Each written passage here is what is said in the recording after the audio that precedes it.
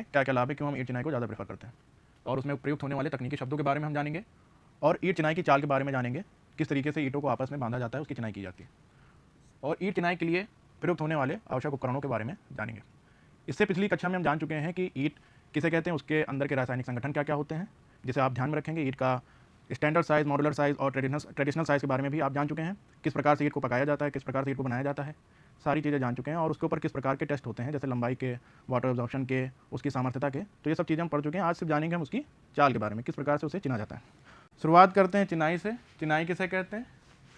तो building block जैसे ईंट या पत्थर को बंधक सामग्री द्वारा बांधने की कला को चिनाई या मशीनरी कहते हैं। किसके द्वारा? बंधक सामग्री द्वारा ईंट या पत्थर की को बांधने की कला को किसे कहते हैं? चिनाई कहते हैं।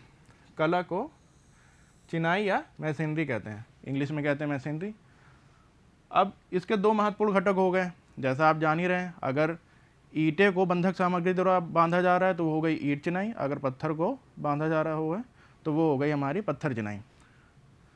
दो महत्वपूर्ण घटक कौन से हो गए? एक तो हमारा ईंट खुद, क्योंकि इसे चिना जा रहा है, किसके द्वारा चिना जा रहा है? मसाले के द्वारा, जो कि हमारी बंधक सामग्री है।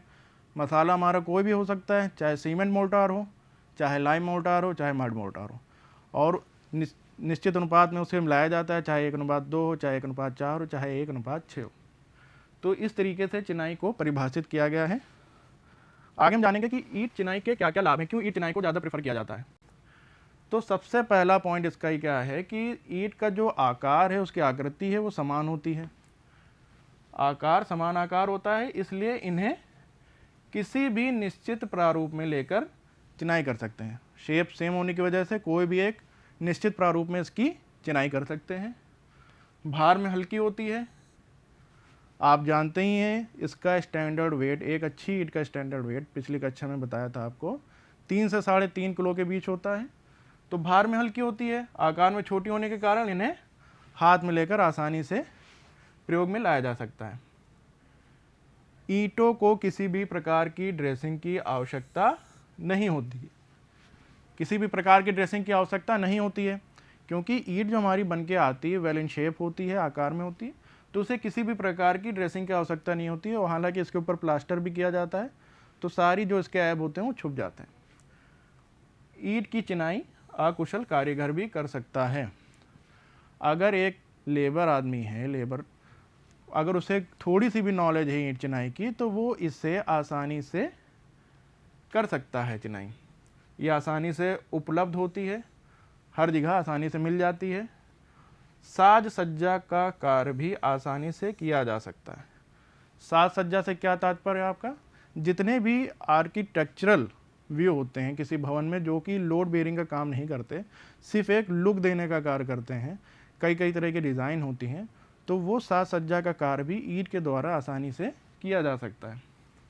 इसके द्वारा हल्की विभाजक व फिलर दीवार का निर्माण भी आसानी से किया जा सकता है। पार्टीशन वॉल टाइप हो गई, फिलर वॉल हो गई, तो उनको भी आसानी से किया जा सकता है। तो ये हमारे थे ईंट चिनाई के लाभ। अब जानेंगे कुछ तकनीकी शब्दों के बारे में, क्योंकि चिनाई होने जा रही है तो उसके बारे में मालूम होना चाहिए कि क्या क्या हमारी चिनाई में तकनीकी शब्द आ रहे हैं। तो सबसे पहला हमारा तकनीकी शब्द होता है फ्रॉग। फ्रॉग ये क्या होता है? यह ईंट की ऊपरी सतह पर बना एक डिप्रेशन होता है, जो एक की का कार्य करता है। आपको उस डायग्राम में दिख रहा होगा, ये हमारी ईंट है, ईंट के ऊपर ये एक डिप्रेशन बना होता है। इसमें आपने देखा होगा अपने घरों में, जहाँ जिस जगह से ईंट बन के आई तो उसके नाम लिखे होते हैं, कुछ कीवर्ड लिखे होते हैं, ABC टाइप का कुछ लिखा होता है। तो ये एक क्या कहते हैं, इसे फ्रॉग कहते हैं। इसका कार्य क्या होता है? ये मजबूती प्रदान करता है। कैसे? जब इसे दीवार पे चिना जाता है, मसाला इसमें भरा जाता है, तो ईंट के ऊपर ईंट आती है, तो इस मसाले में भी आएगा, मसाले इसके अंदर भी आएगा फ्रॉग के अंदर, जो कि एक की का कार्य करता है। जमने के बाद एक की का कार्य करता है। आपस में जब दीवार को टिल्ट होने से ये रोकता है, तो एक मजबूती प्रदान करता है बॉन्ड में। ये हो गया हमारा फ्रॉग। स्ट्रेचर, दीवार की फलक के समानांतर लगाई जाने वाली ईंट स्ट्रेचर कहलाती है। आसान से भाषा में अगर समझना चाहे हमसे, यदि ईंट को इस प्रकार से देखा जाए कि उसकी सिर्फ लंबाई और ऊंचाई दिखाई दे, ईंट को इस प्रकार से देखा जाए कि उसकी लंबाई और ऊंचाई दिखाई दे, तो वो क्या कहलाएगी? हमारी स्ट्रेचर। ये फेस आप देखिए जिस पे ए लिखा हुआ है, ये फेस आपका क्या कहलाएगा? स्ट्रेचर, क्योंकि इसमें सिर्फ आपकी लंबाई और ऊंचाई दिख रही है। तो ये हो गया हमारा स्ट्रेचर। अब बात करते हैं हेडर की। हेडर क्या है? यदि ईंट को इस प्रकार से देखा जाए कि उसकी चौड़ाई और ऊंचाई हमें दिखाई दे तो वो कहलाएगा हमारा हेडर। अब यहाँ पे बी पार्ट आप देखिए, इस पार्ट में आपकी सिर्फ चौड़ाई और ऊंचाई दिखाई दे रही है, तो ये हमारा क्या कहलाएगा? हेडर। अब बात करते हैं, एक टर्म है कोर्स। कोर्स को हिंदी में रद्दा भी कहते हैं। इससे आप समझ ही गए होंगे कि रद्दा क्या होता है। कोई भी लेयर, चिनाई की कोई भी लेयर आपकी क्या कहलाती है? कोर्स। क्षैतिज परत आपकी कोर्स कहलाती है। अब कोर्स से जब बात आती है तो एक आता है टर्म हमारा हेडर कोर्स। तो जैसा आपको बताया हमने कि हेडर वो है जिसमें सिर्फ ईंट की चौड़ाई और ऊंचाई दिखे, हेडर कहलाता है। अगर पूरे रद्दे में पूरे कोर्स में क्षैतिज परत में ईंट की सिर्फ चौड़ाई और ऊंचाई दिखाई दे तो वो कैसा कहलाएगा? कोर्स। Header course. वह कोर्स जिसमें ब्रिक या ईंट का सिर्फ हेडर दिखता है, हेडर कोर्स कहलाता है। इसी प्रकार से स्ट्रेचर कोर्स होता है। वह कोर्स जिसमें ईंट या ब्रिक का सिर्फ स्ट्रेचर दिखता है, स्ट्रेचर कोर्स कहलाता है। तो ये हो गया हमारे कोर्स। एक टर्म यूज होता है फेस। फेस का क्या तात्पर्य है? दीवार के दो फेस होते हैं, एक बाहरी एक आंतरिक। तो जो बाहरी फेस होगा, जो वातावरण की तरफ होगा, वो कौन सा कहलाएगा? फेस। और जो आंतरिक सतह होगी वो कौन सी कहलाएगी? बैक। तो बाह्य वातावरण की ओर की सतह फेस कहलाती है और दीवार की आंतरिक सतह बैक कहलाती है। अगला टर्म है इसमें हल्टिंग। हल्टिंग क्या होता है? फेसिंग और बैकिंग के बीच का भाग हल्टिंग कहलाता है। जो मतलब फेस का पार्ट हो गया अलग हो गया, बैक का पार्ट अलग हो गया, उसके बीच का जो भाग आएगा वो आपका क्या कहलाएगा? बैक। हल्टिंग, सॉरी, फेसिंग और बैकिंग के बीच का भाग हल्टिंग कहलाता है। अगला टर्म है हमारा लैप। लैप क्या होता है? एक सफल ईंट के रद्दे के ऊर्ध्वाधर जोड़ों की बीच की क्षैतिज दूरी आपकी लैप कहलाती है। वर्टिकल जॉइंट जितने भी आते हैं, मान लीजिए ये हमारी ईंट है, इस तरीके से चिनाई है ये हमारी, तो ये चिनाई के वर्टिकल जॉइंट जो हैं इनके बीच की दूरी ये क्या कहलाएगी? आपकी लैप। ये आपकी कहलाती है लैप। इसी प्रकार से एक होता है बेड। जिस सतह पर ईंट बिछाई जाती है उसे बेड या आधार कहा जाता है। जिस सतह पे ईंट बिछाई जाएगी उसे बेड या आधार कहेंगे। परपेंस। परपेंस क्या होता है? ऊर्ध्वाधर जोड़ों को सम्मिलित करने वाली एक काल्पनिक ऊर्ध्वाधर रेखा परपेंस कहलाती है। इसी डायग्राम में समझ लेते हैं। जैसे ये हमारी चिनाई है, तो ये वर्टिकल जॉइंट एक ये आ रहे हैं, ये काल्पनिक रेखा है, क्योंकि यहाँ पे एक ईंट का जोड़ आ रहा है, एक जोड़ यहाँ पे आ रहा है, एक जोड़ यहाँ आ रहा है। तो इन वर्टिकल जोड़ों को मिलाने वाली काल्पनिक रेखा क्या कहलाएगी? परपेंस कहलाएगी। कुछ क्लोजर इस्तेमाल होते हैं ईंट की चिनाई में। कौन कौन से होते हैं? एक होता है हमारा क्वीन क्लोजर। कौन सा होता है? ईंट की लंबाई के समांतर आधी चौड़ाई से काटी गई ईंट क्वीन क्लोजर कहलाती है। डायग्राम में आपको क्लियर समझ में आ रहा होगा कि ईंट को इस प्रकार से काटा गया है कि उसकी लंबाई तो पूरी है लेकिन उसकी चौड़ाई आधी हो गई है। तो इस प्रकार से जब ईंट को काटा जाएगा तो वो क्या कहलाएगा? हमारा क्वीन क्लोजर कहलाएगा। अगला टर्म है हमारा किंग क्लोजर। समूची ईंट को लंबाई के मध्य बिंदु व चौड़ाई के मध्य बिंदु को मिलाने वाली रेखा से काटने पर प्राप्त भाग क्लोजर कहलाता है।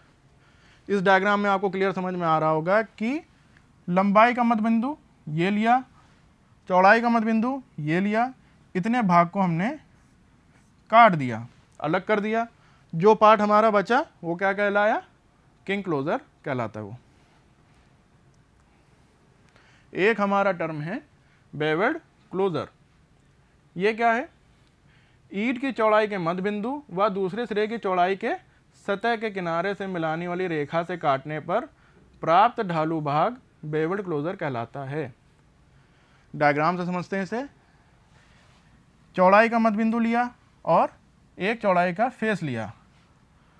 अब इतने पार्ट को हमने काट के अलग कर दिया।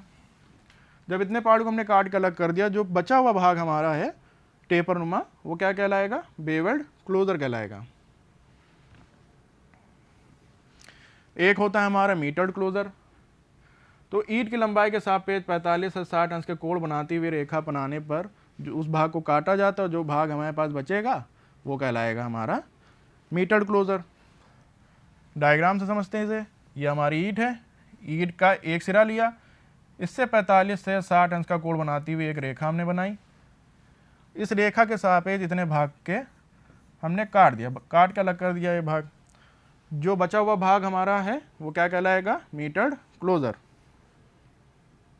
इसी प्रकार से कुछ बैट यूज होते हैं चिनाई में। वो कौन कौन से होते हैं? एक होता है हमारा हाफ बैट, एक होता है बेवेड, एक होता है 3/4। हाफ का मतलब क्या है कि हाफ हो गई ईंट, ईंट को हाफ कर दिया गया, हाफ बैट। और 3/4 यानी 3/4 की ईंट, और 3/4 फिर हो गई बेवेड। बेवेड जैसा कि आपको बताया था, टेपर नुमा ईंट को काट दिया गया, ये हो गई हमारी बेवेड।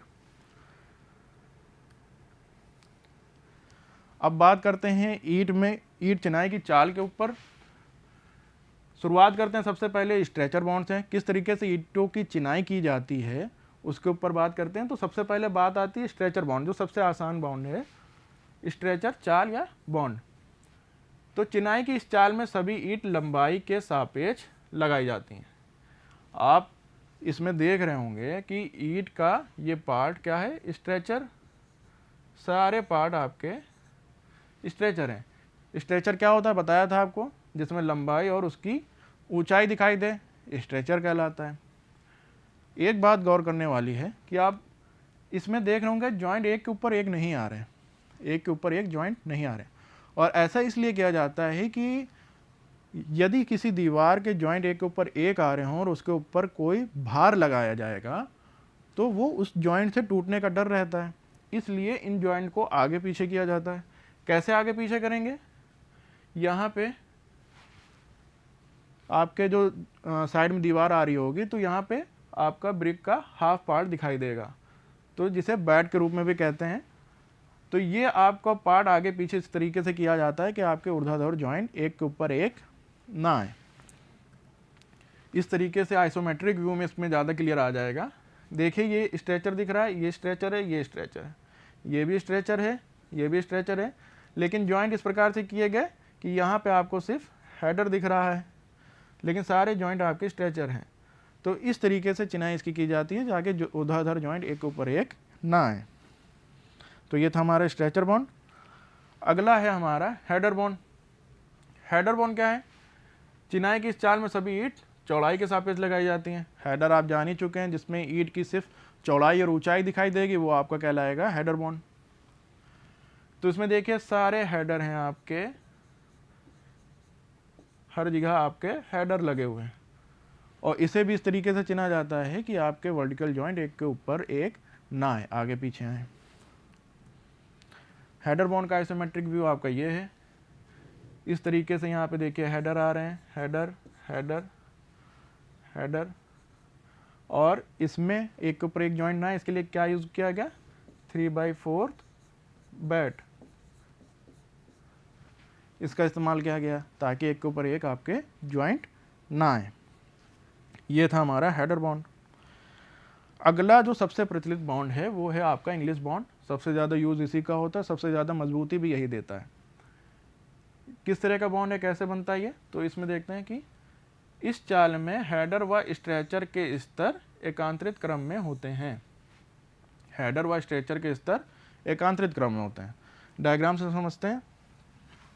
पहला हेडर कोर्स आ गया आपका, इसके बाद स्ट्रेचर कोर्स आ गया, फिर हेडर कोर्स आ गया, फिर स्ट्रेचर कोर्स आ गया।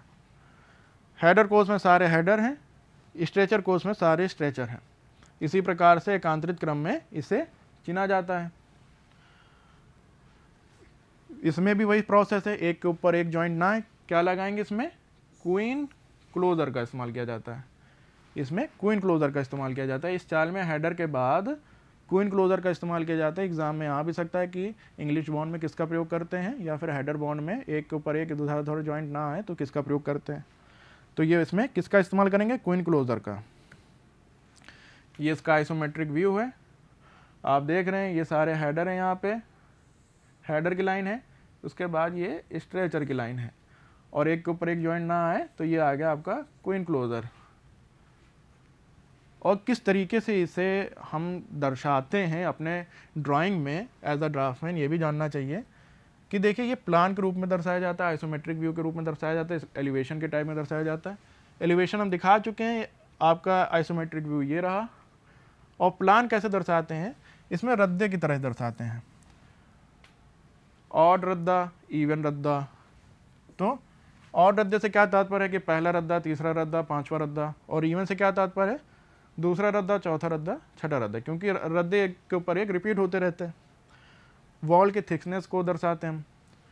तो जैसे इसमें था हमारा कि ये स्ट्रेचर लाइन चली आई, स्ट्रेचर लाइन चली आई, ये पहला रद्दा है स्ट्रेचर का, इसमें यहाँ पे क्वीन का इस्तेमाल किया, और ये इसके परपेंडिकुलर हमारी हेडर लाइन चली गई।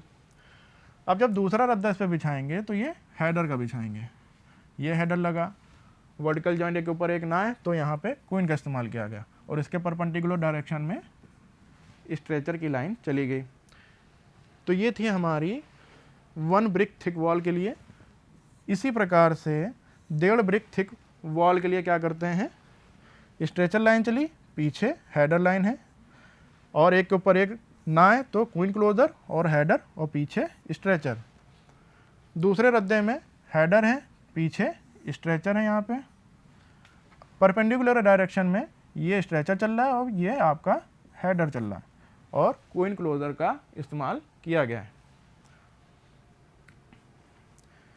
अब बात करते हैं, एक बॉन्ड यूज होता है फ्लेमिश बॉन्ड। ये कौन सा बॉन्ड होता है, इस चाल में प्रत्येक स्तर में हेडर के बाद स्ट्रेचर व स्ट्रेचर के बाद हेडर लगाया जाता है। ये बात ध्यान देने वाली है, इसमें कंफ्यूज ना होइएगा आप लोग कि देखिए एक हेडर लगा, फिर स्ट्रेचर लगा, फिर हेडर लगा, स्ट्रेचर, हेडर, स्ट्रेचर। हर रद्दे में यही प्रक्रिया अपनाई जाती है, हर रद्दे में यही प्रक्रिया अपनाई जाती है। देखने में काफ़ी खूबसूरत लगते हैं। और ये 2 प्रकार की होती है, फ्लेमिश चाल 2 प्रकार की होती है। एक होती है हमारी सिंगल फ्लेमिश चाल, एक होती है डबल फ्लेमिश चाल। सिंगल फ्लेमिश चाल कौन सी होती है, जिस दीवार के सिर्फ एक फेस पर ये बॉन्ड दिखाई दे, फ्लेमिश बॉन्ड, वो कहलाती है हमारी सिंगल फ्लेमिश चाल या सिंगल फ्लेमिश बॉन्ड। और जिस चाल में दोनों दीवार के दोनों फेस पर अगर हमको फ्लेमिश बॉन्ड दिखाई दे रहा है तो वो कहलाता है हमारा डबल फ्लेमिश बॉन्ड या डबल फ्लेमिश चाल। इसका आइसोमेट्रिक चेक कर लेते हैं एक बार। तो देखिए ये आपका आइसोमेट्रिक व्यू है इसका, इसमें stretcher, header, stretcher, header, stretcher, header, हर रद्दे में इसी तरीके से किया गया, क्वीन का इस्तेमाल किया गया, और बीच बीच में आपके बैट का इस्तेमाल किया गया, बैट का इस्तेमाल किया गया, क्योंकि बीच में आपके गैप आएगा उसे भरने के लिए बैट का इस्तेमाल किया गया, जिसे हर्टिंग भी कहते हैं, आपको टेक्निकल टर्म में बता भी चुके हैं। तो इस तरीके से इसकी चिनाई होती है। सिंगल और डबल फ्लेमिश के प्लान के बारे में समझ लेते हैं एक बार। तो देखिए ये डबल फ्लेमिश बॉन्ड है, इसमें रद्दे इस तरीके से लगाए गए, ये आपका क्वीन क्लोजर का इस्तेमाल हुआ, यहाँ पे स्ट्रेचर लगा, फिर हेडर लगा, स्ट्रेचर लगा, हेडर लगा, स्ट्रेचर लगा, और ये हेडर लगा। बीच में जो पार्ट खाली आ रहा है यहाँ पे बैट का इस्तेमाल हो गया। ये हमारा दूसरा रद्दा था। इसी प्रकार से सिंगल फ्लेमिश बॉन्ड में, जिसमें सिर्फ एक फेस पे आपका फ्लेमिश बॉन्ड दिखाएगा, अदर फेस पे आपका इंग्लिश बॉन्ड दिखाई देगा, वो किस तरीके से होती है। जैसे ये पहला रद्दा है हमारा, header, stretcher, header, stretcher, header, और इसके पीछे आपके सारे हेडर दिख रहे हैं। और इसके ऊपर का जो रद्दा आएगा, दूसरा रद्दा जो आएगा, स्ट्रेचर आ गया, हेडर आ गया, स्ट्रेचर आ गया, हेडर आ गया, स्ट्रेचर, और पीछे आपके सारे स्ट्रेचर दिख रहे हैं। तो ये था सिंगल फ्लेमिश बॉन्ड, जिसमें एक फेस पे आपका सिर्फ फ्लेमिश बॉन्ड दिख रहा है और बैक फेस पे क्या दिख रहा है, इंग्लिश बॉन्ड दिख रहा है। और डबल फ्लेमिश बॉन्ड में क्या है, सामने के फेस में भी आपका क्या दिख रहा है, डबल फ्लेमिश बॉन्ड, और बैक इसमें भी दिख रहा है आपका डबल फ्लेम जोन। ये है आपका सिंगल और फ्लेमिश डबल बॉन्ड में अंतर। अब एक यूज होता है हमारा garden wall bond. Garden wall bond भी दो तरीके के होते हैं, इंग्लिश गार्डन वॉल बॉन्ड और फ्लेमिश गार्डन वॉल बॉन्ड। तो इसमें क्या करते हैं, इस प्रकार की चाल में लगातार 3-4 रद्दों के बाद एक हेडर लगा दिया जाता है। यानी 3-4 रद्दों के बाद एक हेडर को जब लगा दिया जाएगा तो कौन सा बॉन्ड कहलाएगा, हमारा English garden wall bond. Diagram से इसके समझते हैं। ये आपका स्ट्रेचर का रद्दा है, ये आपका स्ट्रेचर रद्दा है। इसके बाद कौन सा रद्दा लगा दिया गया, हेडर का। इसी प्रकार से ये 3 रद्दे आपके स्ट्रेचर के हैं और उसके बाद ये रद्दा हो गया आपका हेडर का। जब इस प्रकार से चिनाई को चिना जाता है तो वो कहलाती है हमारी इंग्लिश गार्डन वॉल बॉन्ड। अगला है हमारा फ्लेमिश गार्डन वॉल बॉन्ड। ये कैसा होता है, इस चाल में प्रत्येक स्तर में 3-4 स्ट्रेचरों के बाद हेडर लगा दिया जाता है। डायग्राम से समझते हैं। जब आपके 2-3 स्ट्रेचर के बाद एक हेडर लगाया जाएगा तो कहलाएगा हमारा Flemish garden wall bond. Stretcher stretcher stretcher और फिर हेडर। हर रद्दे में यही प्रक्रिया अपनाई गई है।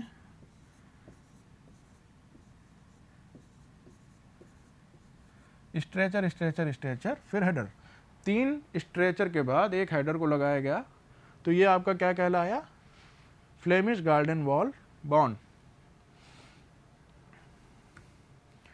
अगला है हमारा रेकिंग बॉन्ड। ये कैसा बॉन्ड होता है, इसमें क्या करते हैं, यह चाल ऐसी है जिसमें दीवार के सामने तथा पीछे ईंटों के बीच की ईंट 0 या 90 अंश पर ना लगाकर किसी अन्य कोण पर लगाई जाती है। जब ईंटों को इस प्रकार लगाया जाए कि वो 90 डिग्री के अंश पर ना हो और उनके बीच हो, 0 से 90 डिग्री के बीच में अगर वो कोण पे ईंटों को लगाया जा रहा है तो वो कहलाती है हमारी रेकिंग बॉन्ड। 3 तरह की होती हैं, डायगोनल, हैरिंग बोन और जिगजैग बॉन्ड। कौन कौन सी होती हैं, diagonal bond, herring bone bond और जिगजैग बॉन्ड। सबसे पहले बात करेंगे रैकिंग बॉन्ड की। रैकिंग बॉन्ड कैसी होती है, रैकिंग बॉन्ड में डायगोनल बॉन्ड की बात करेंगे सबसे पहले। तो कैसी होती है डायगोनल बॉन्ड, ये ज़्यादातर आप बेसिकली आप फ्लोर के ऊपर देखेंगे, फर्श में बनाई जाती है, रोड वगैरह पे बनाई जाती है। इसमें आप देखेंगे कि दोनों साइड ईंटों की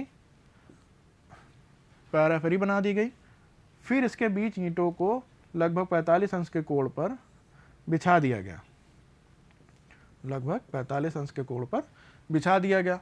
तो इस प्रकार से जब ईंट की चिनाई होगी तो वो कहलाएगी हमारी डायगोनल बॉन्ड। इसी प्रकार से बात करते हैं हैरिंग बोन बॉन्ड की। हैरिंग बोन बॉन्ड में क्या करते हैं, बीच की एक रेखा ली और 45 अंश के कोण पर दोनों तरफ ईंट को बिछा दिया गया। तो इस तरीके से जो आपकी बॉन्ड बनी वो कहलाई हमारी हैरिंग बोन बॉन्ड। एक होती है हमारी जिगजैग बॉन्ड। जिगजैग बॉन्ड में जिगजैग तरीके से ईंटों को बिछाया गया तो ये कहलाई हमारी जिगजैग बॉन्ड। ये सब रेकिंग बॉन्ड के अंतर्गत आते हैं। एक होता है हमारा डच बॉन्ड, ये भी इंग्लिश चाल का संशोधित रूप है। इस चाल में क्या करते हैं, अंतर क्या है, सिर्फ कोनों को अधिक मजबूत बनाया जाता है। तो मेन खासियत क्या है इसकी, अंग्रेजी चाल की तरह ही इसमें हेडर व स्ट्रेचर के एकांतरित रद्दे लगाए जाते हैं, लेकिन कोनों पर एकांतरित रद्दों में 3/4 व आधी ईंट का प्रयोग किया जाता है।